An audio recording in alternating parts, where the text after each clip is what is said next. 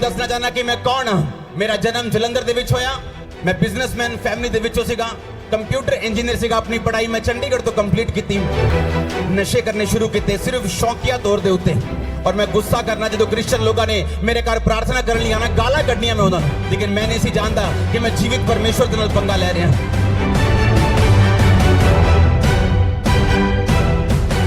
तो बाद एक कुत्ते ने मैनू कट्टिया और मैं मेंटली अपसेट हो गया। परमेश्वर के घर दे विच गया, बीमारियां गईयां, शराब गए, नशे गए। परमेश्वर ने मैनू आजाद किया और उससे आजादी की गवाही देने के लिए आज मैं विच मौजूद हाँ। हालेलुया। जोर से हालेलुया बोलो, जोर से। उठाओ अपने हाथों को एक बार फिर से, अपने लिए प्रार्थना करो कि परमेश्वर आज इन गवाहियों को सुनने के द्वारा और इस वचन को सुनने के द्वारा मेरा विश्वास बढ़े। जोर से बोलो हालेलुया। सुनो सुनो मेरी बात, आप मुझे देख रहे हैं, मैं एक विश्वास का प्रोडक्ट हूं। मैं विश्वास की पैदावार हूं। आप समझ रहे हो? मैं समझाता हूं कैसे। 2004 में जब मैं परमेश्वर में आया, क्योंकि 2003 में 2002 में मैं अपनी पढ़ाई को पूरा करके जलंधर वापस आ चुका था। मेरे दादाजी इनकम टैक्स ऑफिसर थे जलंधर में, और अलग अलग पंजाब में उनकी पोस्ट होती थी। जब उनको कैंसर हुआ तो मेरे घर वालों को किसी ने बताया कि जाओ, ये क्रिश्चियन लोग जो हैं ये प्रार्थना करके कैंसर ठीक करते हैं।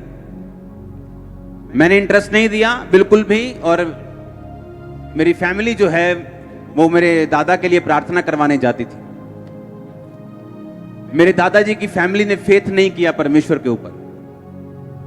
और उसके बाद थोड़े समय के बाद जब मेरी अपनी फैमिली, मेरे फादर और मदर चर्च जाने लगे, किसी एक छोटा सा ग्रुप होता था, तो मैं गुस्सा करने लगा, ये बोलने लगा कि आप लोग क्रिश्चियन मत बनो, क्रिश्चियन जो है कुछ नहीं है। देखो 24 घंटे मेरे मंदिर में चीजें चलती थी और मैं बोलता था कि नहीं, क्रिश्चियन नहीं बनना, ये धर्म बदलते हैं लोग, ये ना जानते हुए कि प्रभु यीशु मसीह जो है वो धर्म नहीं, वो जीवन बदलते हैं। आमीन। और उसके बाद जब मैंने उनको मना कर दिया, अपनी फैमिली को वापस ले गया और मैंने चर्च नहीं जाने दिया। 2004 में मुझे कुत्ते ने काटा और मैं मेंटली अपसेट हो गया। अटैक होने शुरू हो गए। डॉक्टर्स के बाद डॉक्टर्स, जिन पे मुझे मान था, सब जगहें, सब चीजें, सब जगह घूम लिया और सुसाइड करने वाला था जिस दिन, सारी अकड़ निकल चुकी थी। धर्मों के बारे में बात करना बंद कर दिया था, कुछ नहीं मैं करता था, सिर्फ सुसाइड करना और हैवी डोज नशे की लेके स्पेशल सुल्तानपुर साइड से नशा लेने जाना और स्पेशल नशा करना ताकि मैं नशे में रहूं और मुझे अटैक ना हो। अपनी छत पे चढ़ जाना और मेरे भाई ने वहां पे आना और मैंने उसको देखना, और जब नीचे चले जाना तो मैंने रोना कि मैं इनके सामने अब नहीं रहूंगा क्योंकि मैं सुसाइड कर लूंगा और मैं इनको, ये मुझे मिस करेंगे सभी लोग। अपने घर में मैं आया, अपने बेडरूम में जाने लगा, क्योंकि उस टाइम मेरा पूरा मन बन चुका था, मैंने कहाँ जाना है, कौन से फाटक पे जाना है, ट्रेन के नीचे सुसाइड करना है, नशा ज्यादा करके जाना है, पूरा प्लान बन गया। और एक हिंदू व्यक्ति अपनी पत्नी के साथ मेरे बेडरूम में बैठा था। वो उसी ग्रुप से थे जहां मेरे मम्मी पापा जाया करते थे प्रार्थना करवाने के लिए। मैं अंदर गया, मुझे अब कोई इंटरेस्ट नहीं रह चुका था कि कोई क्या करता है, कोई कौन से धर्म में, मुझे मालूम था मैं जा रहा हूं। उन्होंने मुझे बात करनी शुरू की, तू कैसा है, ये क्या हुआ तेरे को, बड़े धागे शागे पूरे बांध रखे, क्या हुआ तेरे को। मेरा बात करने का दिल नहीं था, मैंने नशा किया, फिर भी मैंने बात की कि ऐसा ऐसा मुझे प्रॉब्लम है। उन्होंने कहा ठीक है, हम प्रार्थना करेंगे ना आपके लिए, आप ठीक हो जाओगे। वो पंजाबी बात करते थे, तेरे लिए प्रेयर करांगे पर ठीक हो जाएगा तू। मेरे को लगा चलो मरना तो है ही, एक टेस्ट कर लो इनका। आप इमेजिन करो, रात के 8 बजे बाइक पर, मेरे पास बाइक होता था पैशन, रात को 8 बजे बाइक पर नशा करके मैं उनका घर देखने गया जहां वो चर्च लगाते थे।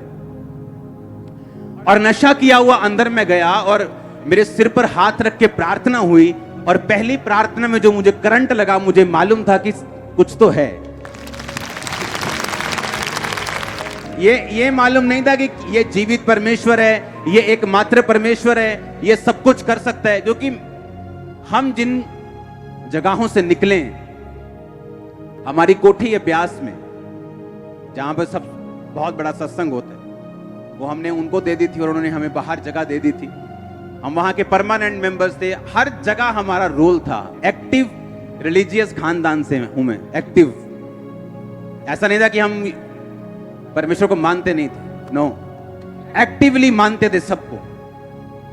जहां मैं पढ़ता था वहां सब मेरे 90% दोस्त सरदार थे, तो उनके साथ में जगह जाता था, हर जगह हर चीज मुझे मालूम थी। लेकिन इस बीमारी ने और इस मुसीबत ने, जब असली में मैंने हल ढूंढा, मुझे इतना तोड़ दिया। क्योंकि अगर मैं ना टूटता, मैं उसी घमंड में रहता। क्योंकि धर्म इंसान ने बनाया, यीशु मसीह ने कोई धर्म नहीं बनाया, परमेश्वर ने कोई धर्म नहीं बनाया। उसने नहीं कहा तू ईसाई बन जा, उसने नहीं कहा नहीं पहले अपना नाम पीटर रखेगा तो मैं तुझ पे दया करूंगा, अपनी कास्ट चेंज, उसने कुछ नहीं कहा। और जब मैंने बाइबल पढ़ी तो उन्होंने कहा कि पूरी बाइबल में ईसाई धर्म नाम का शब्द तक नहीं। अगर तू बाइबल पढ़ेगा तो तू होगा और परमेश्वर होगा, तेरे गुनाह होंगे, पाप होंगे, जिसकी वजह से तू मुसीबत में है। तूने विरोध किया परमेश्वर का, तूने गालियां दी परमेश्वर को, और तूने कहा कि मेरे घर में ये क्रिश्चियन लोग एंटर नहीं करने चाहिए, मुझे बुरे लगते हैं लोग। और परमेश्वर तुझको ढूंढ रहा है और तुझको वो पुकार रहा है, तुझ पे दया कर रहा है। और पहले दिन की प्रार्थना के बाद मुझे समझ आ गई थी कि परमेश्वर है। मैं आपको पता क्यों कह रहा हूं? क्योंकि जब लोग मुझे देखते हैं उन्हें लगता है कि मैं आसमान से स्वर्गदूत उतरा हूं। उन्हें यह नहीं मालूम मेरी हिस्ट्री क्या है, मेरा बैकग्राउंड क्या है। मैं आपसे 10 गुना ज्यादा पापी था जब मैं परमेश्वर में आया हूं। अब परमेश्वर में मैं आ गया, मैंने उनका घर देख लिया, उसके बाद प्रार्थना करवाई। एक छोटी सी बाइबल, नया नियम उन्होंने नीले कलर का दिया, बोला पढ़ना। मैंने कहा ठीक है जी, ये पेपर ले लो, रोज 20 मिनट प्रार्थना करना। मैंने कहा 20 मिनट तो बहुत ज्यादा, 20 मिनट ठीक है, कोई बात नहीं। तेल मसा करके दे दिया, पानी मसा करके दे दिया, अच्छा इसको लगाना, ठीक है। और मेरे को जुआ खेलने की आदत थी, मैं पूल का चैंपियन था, पूल होता है ना, और जब जुआ खेलना पूल में लड़कों के साथ, बैटिंग लगानी लड़कों के साथ। एक शाम मेरी लड़के के साथ लड़ाई हो गई वहां पे जुआ खेलते वक्त, जिसके साथ मेरा जुआ चल रहा था। और मेरा इतना उसके साथ फाइट हुई, मेरा मन किया कि मैंने वहां जाना ही नहीं। और उसी शाम को मेरे को फोन आया चर्च से, अच्छा हमने ना रोज जाया करना है 5 बजे के बाद, तू तैयार है आने के लिए? मैंने कहा हाँ ठीक है मैं आता हूं, क्योंकि मेरा इधर से मन टूट गया और मैं उधर जाने लग गया। फिर मैंने रोज शाम को चर्च जाना शुरू किया। सुनो मेरी बात, मैं कैसे बदला हूं मैं आपको बता रहा हूं। मैं एकदम से नहीं बदला हूं। मसीह में आने के बाद भी, तौबा करने के यानी पहली प्रार्थना होने के बाद भी कमियां मुझे छोड़ के नहीं गई। उसके बाद हमें बैप्टिज्म का पता चला कि बैप्टिज्म होता है, बपतिस्मा होता है, जिसमें आदमी डुबकी लेता है और उसके बाद परमेश्वर को आप सचमुच ग्रहण कर लेते हैं। प्रभु आपकी जिंदगी में आ जाता है, पवित्र आत्मा आपको भरता है, आपकी जिंदगी से इस तरह से परमेश्वर आपकी अगुवाई करता है। मैंने कहा हाँ ठीक है, वो कैसे लेना है? तब वो बपतिस्मे हर संडे नहीं होते थे, हर हफ्ते नहीं होते थे, 2-3 महीने बाद कहीं 25-30 इकट्ठे हो जाओ तो बपतिस्मा देते थे। मैंने कहा ठीक है मैं बपतिस्मा लेने के लिए तैयार हूं। मैंने अपने दोस्त के साथ प्लानिंग की, मैंने कहा बपतिस्मा लेने से पहले ना खूब शराब पीनी, बपतिस्मे के बाद तो पी नहीं होगी, अब वो पहला पूरी पी लेनी अपन। और प्लानिंग कर रहे हैं उसके साथ, और पास्टर आया, बोला क्या क्या बात कर रहे हो? हमने कहा हम झूठ नहीं बोलते थे, सीधा बता दे क्या दिल में है। ये प्लान कर रहे हैं हम। उनका नहीं, प्लान नहीं करना, ये अभी वायदा करो, छोड़ दी। तभी वायदा करना पड़ा और छोड़ दी। अगस्त में परमेश्वर में आया, सितंबर में वायदा कर दिया, 2 महीने में सब कुछ हुआ। 2 महीने में सब कुछ हुआ। 1 या 2 अक्टूबर को मैंने बैप्टिज्म लिया 2004 में। तब से लाइफ कभी सेम नहीं रही। मैं दोबारा अपने नशों में नहीं गया हूं, अपने पापों में नहीं गया हूं, गंदगी में वापस नहीं गया हूं, दोबारा कभी तौबा नहीं की। एक बार की थी, वही पहली थी, वही आखिरी थी। हालेलुया। ऐसा नहीं पहले आ गए फिर वापस चले गए, फिर तौबा कर ली, फिर किसी लड़की के साथ गलत काम कर लिया, फिर तौबा कर ली, फिर आ गए, फिर शराब पी ली, फिर ऐसा कचरा मचरा मैंने नहीं किया अपनी लाइफ में। इसीलिए मुझे परमेश्वर ने बढ़ाया, ये सच्चाई। अब हुआ क्या, 2004 में परमेश्वर में आया अपनी मेंटली बीमारियों के कारण, अपनी फिजिकल बीमारियों के कारण, लेकिन मेरी लाइफ की प्रॉब्लम्स वही नहीं थी। वो तो सिर्फ परमेश्वर की एक शुरुआत थी मेरी लाइफ में मुझको अपने में लेके आने के लिए। और जब मेरी वो प्रॉब्लम्स, मेरे मेंटली डिप्रेशन परमेश्वर में आने से और बढ़ गया और मैं आधा पागल हो चुका था। प्रभु में आने के बाद भी दुष्ट आत्मा का अटैक बढ़ गया मेरे ऊपर और मैं परमेश्वर से प्रार्थना, मैं परमेश्वर को जान चुका था, क्योंकि रोज संगति, शाम को 5 बजे के काम अपने बिजनेस के बाद रोज संगति करता था, रोज एवरी डे। मेरे घर वाले मेरे खिलाफ होना शुरू हो गए, तू नशे कर ले दोबारा। वही घर वाले जिन्होंने मुझे भेजा चर्च में, वही बोलते थे नशे कर लो दोबारा, जो मर्जी करो, चर्च में नहीं जाना है, चर्च नहीं जाना, रोज शाम को नहीं जाना, बिजनेस करो, ये करो, बहुत बड़ा बिजनेस है, ये हो जाएगा, वो हो जाएगा, नहीं तुमको ऐसा नहीं करने। रिश्तेदार, ओए तो वापिस आएगा अपने धर्म में, तेरे को पछताना पड़ेगा, तेरे पास्टर को मारेंगे, थप्पड़ मारेंगे, पीटेंगे, उसे रास्ते में पकड़ लेंगे। आप नहीं जानते, रोज रोज घर में कलेश इतना होता था, आप इमेजिन भी नहीं। अगर आप कई लोग ऐसे होते, वापिस चले जाते। लेकिन शुरू से मैं अपनी फैमिली से हल्का सा अलग रहा था। मुझे इसका रीजन मालूम नहीं था क्यों ऐसा है। मेरे ब्रदर की ज्यादा अटैचमेंट थी, लेकिन मेरी थोड़ी कम थी, मालूम नहीं क्यों। वो बाद में पता हुआ कि क्यों, ताकि जब परमेश्वर मुझे बुलाए अपने में और मेरा घर वाले मेरा विरोध करे, मैं उनके प्रेम में वापस ना चला जाऊं, ताकि मैं परमेश्वर में खड़ा रहूं। आप जानते हैं, आपकी लाइफ में कुछ भी हो, कई बार आप एक्सपेक्ट करते हो आपकी बहन आपसे प्यार करे, आप एक्सपेक्ट करते हो आपकी माँ आपसे ज्यादा प्यार करे, आपका बाप आपसे ऐसे करे, लेकिन आप नहीं जानते कि वो चीजें कई बार परमेश्वर ने ठहराई होती हैं ऐसा होने के लिए। अगर ऐसा ना होता, अगर मेरी लाइफ में मेरी फैमिली से मैं बहुत ज्यादा अटैच्ड होता, तो इतना कलेश जब घर में रोज हो रहा था, शायद मैं वापस चला जाता। पर उस कलेश में वापस नहीं गया, रोज चर्च जाता रहा, रोज अपनी कमियां ढूंढता रहा। अच्छा ये कमी है, अच्छा ठीक है, फिल्मी गाने नहीं सुनने, अच्छा ठीक है, ये नहीं करना, ठीक है, वो नहीं करना, ठीक है, ये नहीं करना, ठीक है, इसमें बॉयफ्रेंड नहीं गर्लफ्रेंड नहीं होनी चाहिए, अच्छा ठीक है, इसमें गलत काम नहीं करना, ब्लू फिल्म नहीं देखनी, ये नहीं करना, वो नहीं करना, चोरी नहीं करना, ठीक है, सारा कुछ ठीक है। अच्छा, जैसे जैसे मालूम होता गया वैसे वैसे मानता गया। बैप्टिज्म लिया, आई थिंक 3 महीने बाद ही बैप्टिज्म लेने के ले हैंड मैंने शुरू कर दिया था लोगों के ऊपर, लोगों में प्रार्थना करनी मैंने शुरू कर दी थी। एक दिन एक अधरंगी आता है, वो बिल्कुल उसे उठा के लेके आए, और मैं भी बिल्कुल नया था, 3 महीने विश्वासी, उनको लेके आए मेरे सामने। छोटा सा चर्च था, उस पर प्रेयर हुई, मैंने देखा प्रेयर होते हुए अपनी आंखों के सामने। अगले दिन वो वापस आया, बोल रहा था, चल रहा था, कंप्लीट पूरा नहीं लेकिन चल रहा था। कल से जमीन आसमान का फर्क था एक दिन में। मेरे होश उड़ गए, मैंने पहली बार मिरेकल देखा अपनी लाइफ में लाइव। पहले तो मैं सिर्फ बातें सुन रहा था, मसीह बाइबल की बातें सुन रहा था या उनकी गवाही उनके मुंह से सुन रहा था, लेकिन ऐसा कुछ देखा नहीं था कि जो मुझे हिलाए, क्योंकि उस समय इतना इंटरनेट नहीं होता था, सिर्फ ब्रॉडबैंड होते थे BSNL के जो चलते थे। जब मेरी आंखों के सामने वो हील हुआ, मुझे विश्वास हुआ कि नहीं, अगर परमेश्वर इसको छू सकता है वो मुझे भी छू सकता है। परमेश्वर ने मुझे एक ही बात बोला कि तू सेवा कर, तू प्रार्थना कर, लोगों को समझा। इमेजिन करो तब मैंने बाइबल और परमेश्वर ने कैसे मुझे इस्तेमाल किया।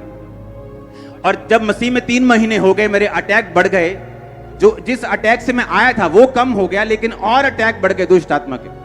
उसकी वजह से मुझे क्या हुआ कि मुझे रोज बाइबल पढ़नी पड़ती थी, क्योंकि जैसे मैं बाइबल पढ़ता था अटैक कम होने शुरू हो जाते थे।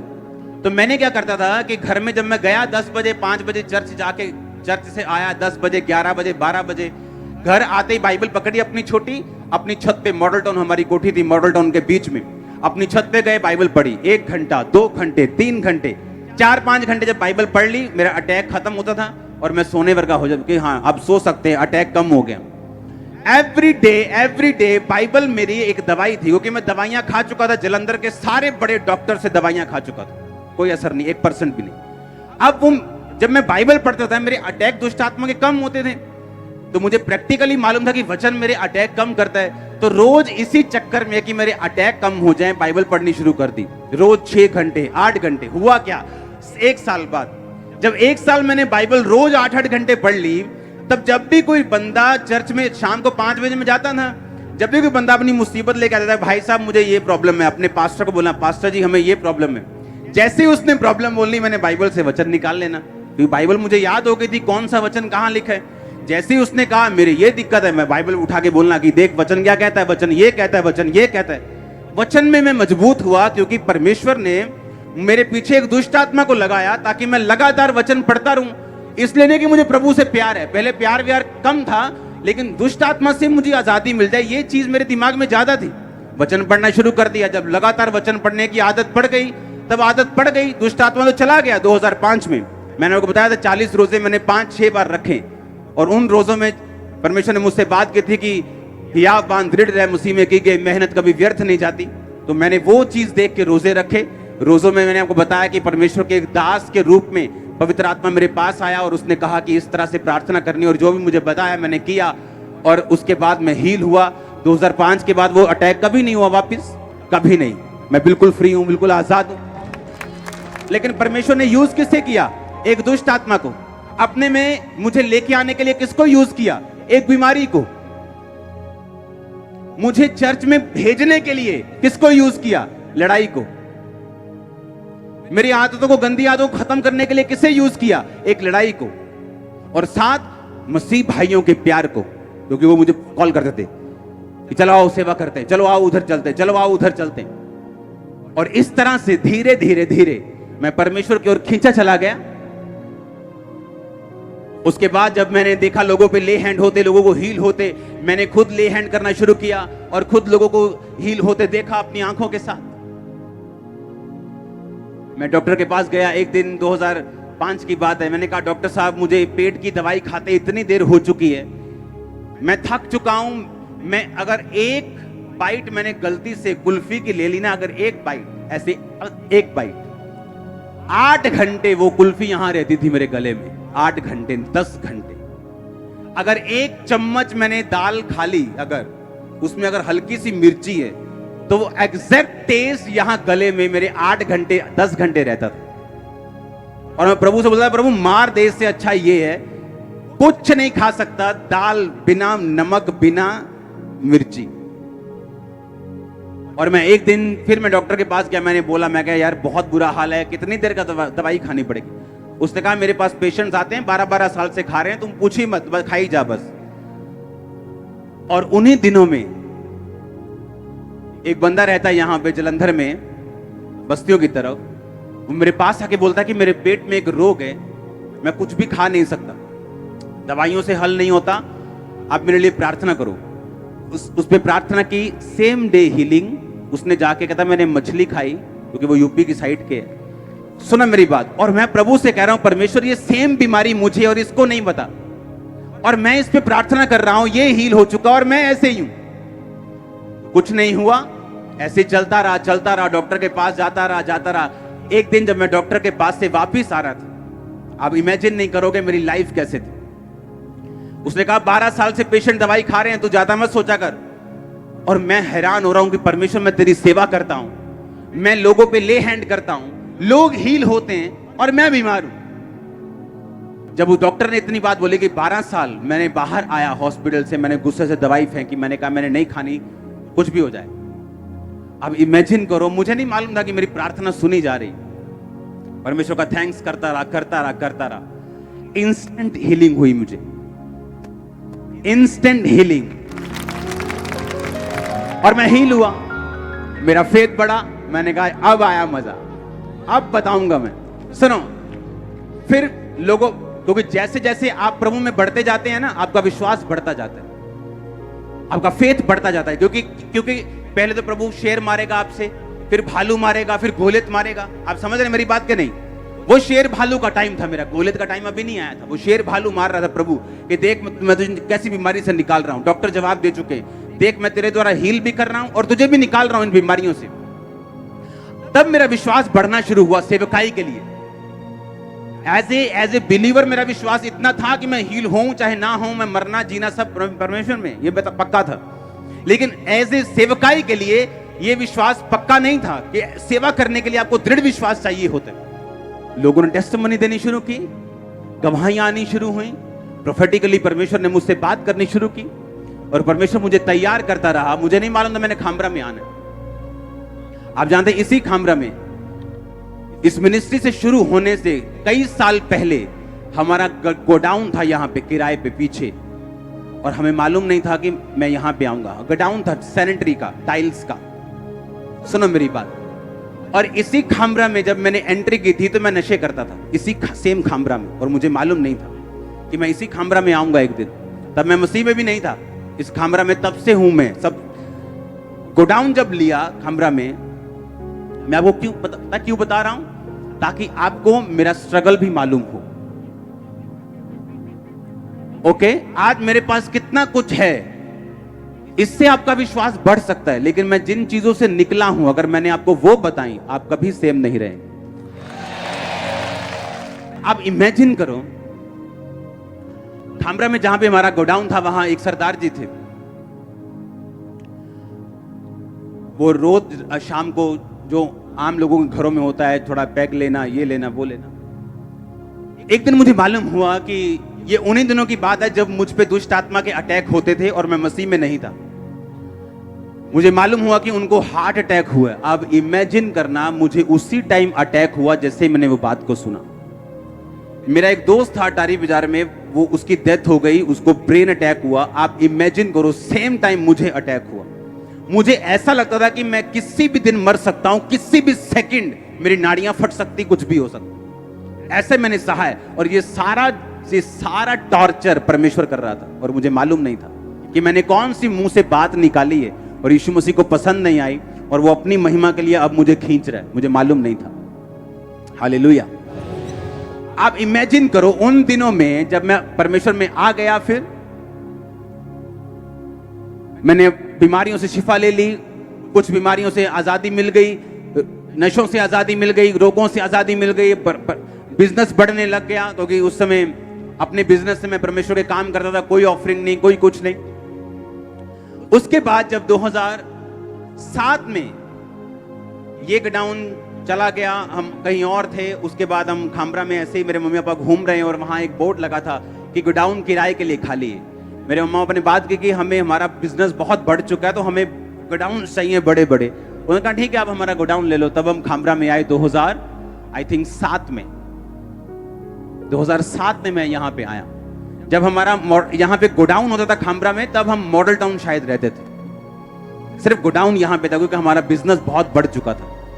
अब 2007 में जब मैं यहाँ पे आया, अब इमेजिन करो, अभी भी मेरी लाइफ की मेजर प्रॉब्लम्स हल नहीं हुई थी, अभी वैसी ही थी। जो प्रॉब्लम तो परमेश्वर ने डाली थी, अभी वही हल हुई थी। लेकिन मुझे ऐसा लगता था कि मेरी लाइफ में जो इतनी बड़ी प्रॉब्लम्स हैं, मेरी लाइफ में जो और बीमारियां हैं, ये खत्म नहीं हो सकती, इनका कोई इलाज नहीं है, इनकी कोई दवाई नहीं। 2007 में मैं यहां पे आया, लोग, परमेश्वर ने मुझे बताया कि अब निकल, यहां से जा। बाइक पे परमेश्वर ने रास्ता बताया। 2 फैमिलियों के परमेश्वर घर लेके गया, बिना किसी एड्रेस के, बिना किसी चीज के। और जिस गली के बाहर मुझे स्वर्गदूत ने रुकने के लिए बोला कि यहां पूछ क्रिश्चियन घर कौन सा है, उसी गली के बाहर, उसी गली में वो क्रिश्चियन घर होता था, और पूरे मोहल्ले में एक ही क्रिश्चियन घर होता था। हालेलुया। और वो दोनों घर अभी भी इस चर्च के मेंबर हैं। और इस तरह से सेवकाई शुरू हुई, सेवा शुरू की बाय फेथ। लेकिन अभी भी लाइफ की स्ट्रगल्स खत्म नहीं हुई। आज जब हम इस रिजल्ट को देखते हैं, हाँ, इन रिजल्ट्स को देखते हैं, किसी को मालूम नहीं मैं किन चीजों से निकला हूं, कैसे अविश्वास से गुजरा हूं, कैसी फाइट से गुजरा हूं, कैसे कलेशों से निकला हूं, कैसी बीमारियों से निकला हूं। हर तरह का डॉक्टर मैंने देख लिया। 2004, 5, 6। अब इमेजिन करो, आज जब लोग टेस्टिमनीज को सुनते हैं, उनको लगता है कि वो आज का अंकुर देखते जो आज खड़ा है, उन्हें कल वाला मालूम नहीं है वो बना कैसे। वो ऐसी फाइट थी, मैं प्रभु को बोलूंगा कि तो दोबारा कर सकता है, मैं बोलूंगा नहीं, मैं दोबारा नहीं कर सकता। वो फाइट ऐसी थी। लेकिन बाइबल कहती, तूने जो मुझसे प्यार किया, मैं तुझे छुड़ाऊंगा। सालों साल मैं गया हूं हुजूरी में, सालों साल प्रार्थना की, तब भी कहीं उत्तर नहीं मिले। तो क्या किया? कुछ नहीं किया, सेवा बढ़ाई, काम बढ़ाया, और प्रभु ने उत्तर दिए। आज मेरी लाइफ में एक भी मसला नहीं है ऐसा जो अड़ा हो। आज सारे मसले हल है, और इसीलिए मैं आपके हल कर पाता हूं। मैंने देखा आपके इस लाइफ में, इस जर्नी में, कि परमेश्वर से प्यार करना बहुत इंपॉर्टेंट है। अविश्वास में भी खड़े रहना बहुत इंपॉर्टेंट है।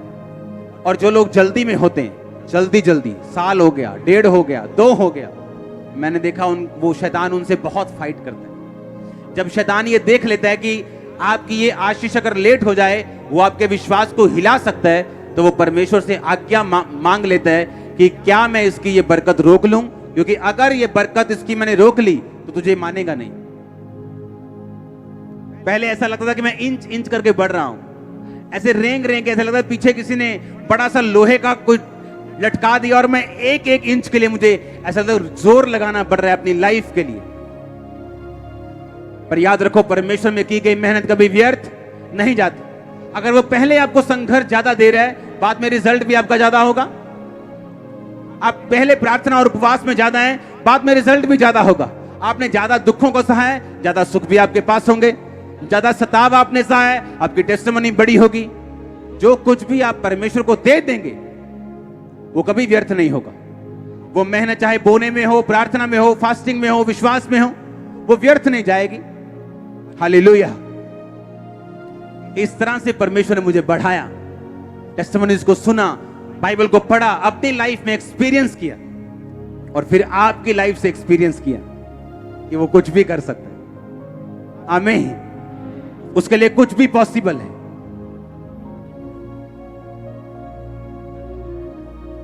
अपने हाथों को उठा, बोलो थैंक यू जीसस। फिर से बोलो ऊंची आवाज में, थैंक यू।